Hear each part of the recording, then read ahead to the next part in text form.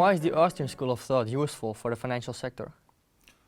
Well, one of the items in the Austrian School is about complexity. Hayek wrote a lot about the subject. And if you look at the financial world, it's also quite complex. If you look at Hayek, he basically looked at society and he said, you know, it's a complex social order. And that means that it's not a construct that is made from above, so to say. It's made by individuals, by certain rules. And I think the financial world is basically the same. The financial world, after all, is a reflection of society. It's sort of the counterpart. And that's where I think a lot of banks and other financial institutions don't really realize that if you want to look at the subject of risk, you have to look at how a society or the financial sector in this case is made up.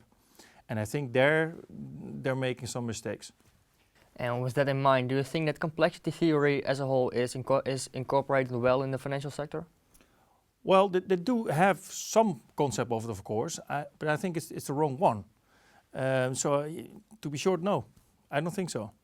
And can you give us an example of that, why you think that? Well, one of the risk models they use, for example, in banking, you know, when you have certain positions open, let's say you buy shares or bonds or options, is called a VAR, value at risk. Basically, what most people think is the most you can lose if it goes against you. So if your value at risk is $100,000, then that's the maximum amount you can lose.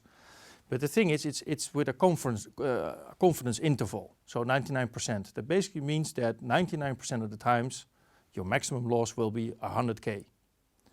But in 1% of the time, it can be larger than the VAR, than the 100,000. And that's the problem, you don't know how large it is. And that brings us to another problem. They assume in that risk model a normal distribution. And a normal distribution is not always a very good reflection of the complexity of society or the financial sector. And that's where they basically are making mistakes, that the models all tell them, hey, this is not that risky, so we can have those positions on the balance sheet. But then something happens, it's called a fat tail. So basically you don't have a normal distribution, it goes like this, like a bell curve, but it's more like, you know, with a fatter tail at the end or at the beginning is also possible. Another issue is that if you have a portfolio of stocks, if you have one stock, you can say, okay, this stock reacts in a certain way on certain news. But what if you have 2,000 stocks, bonds, options, etc.? Because these stocks not only move, they also react to each other. So you get intercorrelations. And that's very, very difficult to model. So that complexity of the real world is so hard to model that they don't do it. And that's one of the bad items of a financial sector. They try to oversimplify the ultra complex. And I think a lot of the problems we see today stem from this mismanaging of and misunderstanding of risk. And behind that, the complexity of society. And that's where the Austrians, I think, can really add something to risk management and to a better financial sector. And what do you think an Austrian economist would recommend? Well, very simply, first of all, you know, risk happens where it happens. So you need a decentralized system. So where people are and they see the risk, they should identify and do something about it.